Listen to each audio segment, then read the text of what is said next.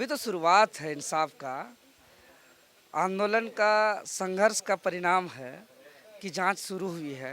अभी 8 लोगों को हिरासत में लिया गया है, जिसमें एक उप परीक्षा नियंत्रक श्वेता गुप्ता जी हैं, जिसका लगभग 1.5 महीना पहले उनका तबादला हुआ है, लेकिन वो जेपीएससी में जमे हुई थी। कहीं लिपापोती तो ना हो जाए, जांच क्लीन चिट तो नहीं दिया जाए, इसीलिए इस पर यहाँ पर अब ईडी को भी इन्वॉल्व होने की आवश्यकता है, सीबीआई को भी इन्वॉल्व होने की आवश्यकता है इस जांच पर। नौकरी बेचना मतलब राज्य की आत्मा को बेचना, क्योंकि यही लोग तो राज्य को मजबूत स्तंभ की तरह खड़ा होकर के इस राज्य को आगे बढ़ाएंगे। टिका के छात्र असंतोष हैं, नियुक्ति एजेंसी पर नियुक्ति के लिए जो संस्थाएं हैं उस पर भरोसा नहीं है, विश्वास नहीं है। एक मानसिकता बैठ गया है कि यहाँ तो हम कोई रोल नंबर भर के आके नौकरी ले रहा है।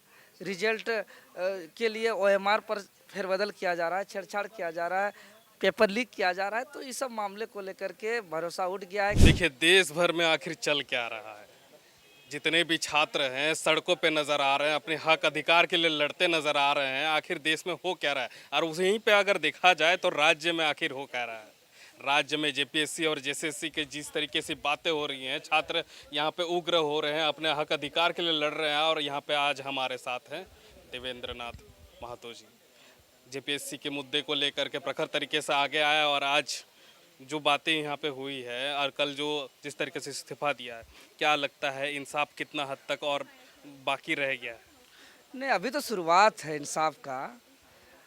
आंदोलन का संघर्ष का परिणाम है कि जांच शुरू हुई है, लेकिन ऐसा जांच अगर हम सिर्फ जेपीएससी की बात करें तो 11 परीक्षाओं पर सीबीआई की जांच हो रही है या कुछ हो चुकी है।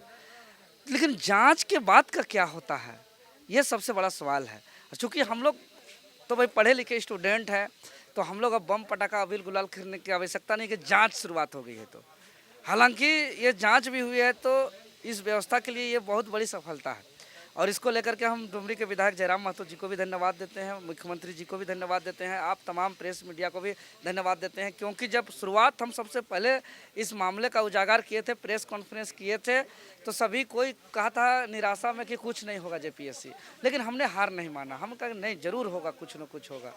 और हमने जो है कि सबसे पहले ओएमआर सीट को सार्वजनिक किया, जिसमें 48 क्वेश्चन ही आंसर किया हुआ था।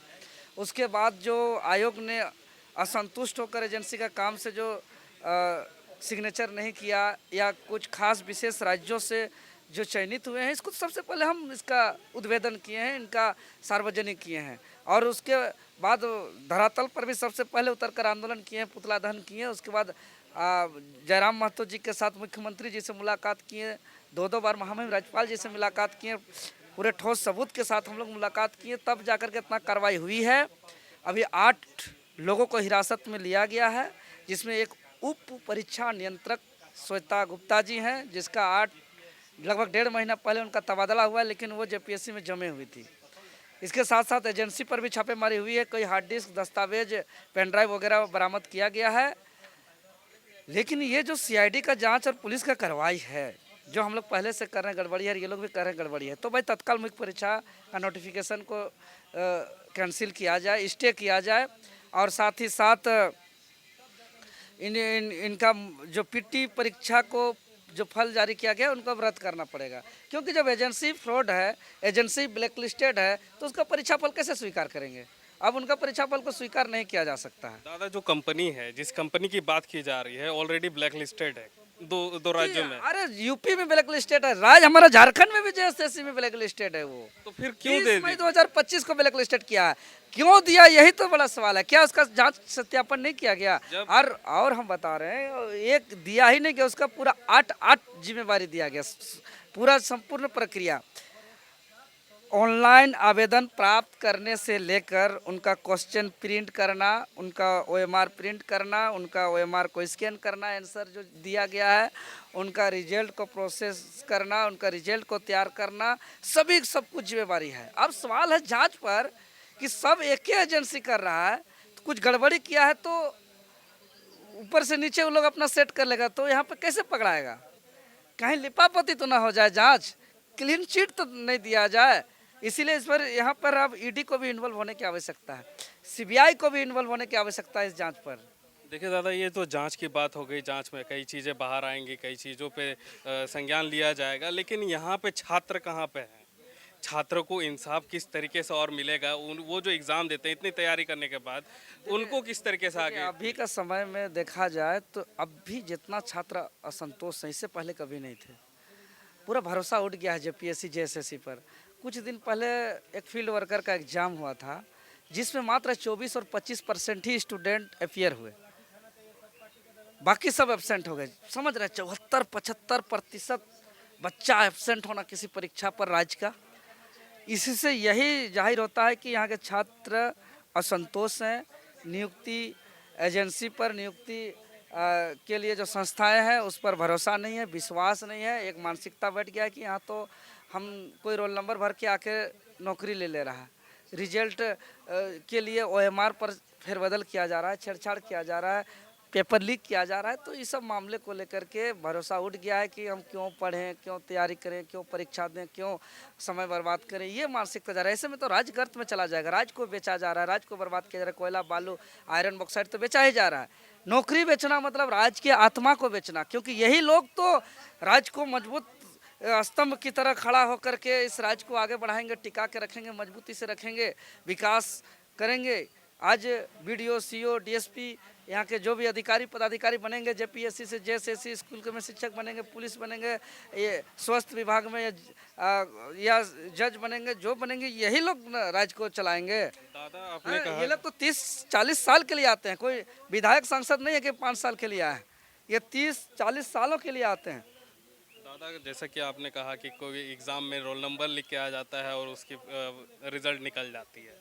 क्या वैसे ही हो रहा है जैसे कि बड़े बड़े जो लोग होते हैं एग्ज़ाम की जो सीट खरीद लेते हैं, अपने नौकरी खरीद लेते हैं, तो आम छात्र कहाँ जाएंगे? और वही आज देखते हैं कि एग्ज़ाम जो कराया जा रहा, कंडक्ट कराया जा रहा है, इसमें भी धांधली हो रही है। क्या चुटका यहाँ भी हो रहा है? बिल्कुल हो रहा है, हम तो कर रहे हैं। इसीलिए तो छात्र असंतुष्ट हैं, परीक्षा भी लिखना नहीं चाह रहे हैं। जबकि वो पढ़ाई करता है, सपना रहता है कि हम संघर्ष कर रहे हैं, मेहनत कर रहे हैं कि हम एक मंजिल तक पहुंचेंगे, सपना को साकार करेंगे और राज्य को सेवा करेंगे। लेकिन आज उनका भरोसा टूट रहा है। आज यही तो हम लोग लड़ाई लड़ रहे हैं। इसलिए हम लोग का कड़ी निगरानी और हमारा मांग है, समय पर जांच पूरी हो, निष्पक्षता और पारदर्शिता से जांच हो, और जांच को, रिपोर्ट को सार्वजनिक किया जाए और दोषियों पर कड़ी कार्रवाई किया जाए। दादा यहाँ पे बीजेपी भी इसका विरोध करते हुए सामने आई है और आज उनका भी है, तो इसमें आप और बीजेपी का कहीं कुछ है जो जोड़ है? नहीं नहीं, क्या है, छात्र हित का बात है। शुरुआत हम लोग किए थे, बाकी सभी कोई आ रहे हैं तो अच्छी बात है ना। छात्र हित में होना चाहिए, सब कोई को मिलजुल के आवाज़ उठाना चाहिए, जेपीएससी जेएसएससी पर सुधार हो। दादा दिल्ली में जो चीज़ें हो रही हैं, कल राहुल गांधी जी और प्रियंका गांधी जी को लेके पुलिस लेके चली गई। क्या लगता है ये जो लोकतंत्र है इसमें ये सब चीज़ें होनी चाहिए? देखिए, लोकतंत्र पे इस तरह का लाठीचार्ज जो हो रही है छात्रों के साथ, या छात्रों के आवाज़ को सुना नहीं जा रहा है, ये लोकतंत्र पे कतई स्वीकार नहीं होगा। ये ऐसा नहीं होना चाहिए। लोकतंत्र में सभी की बातों को सुनी जानी चाहिए। क्या लगता है आने वाले समय में जो बीजेपी जिस तरीके से देश भर में छात्रों के साथ कर रही है, क्या छात्र उनके पक्ष में रहेंगे या उनके अलग रहेंगे? छात्र जब जिस समय जो छात्र के साथ खड़ा रहते हैं, छात्र भी उनके साथ रहते हैं। खबर का मतलब बवाल न्यूज। हमारे चैनल को सब्सक्राइब जरूर करें।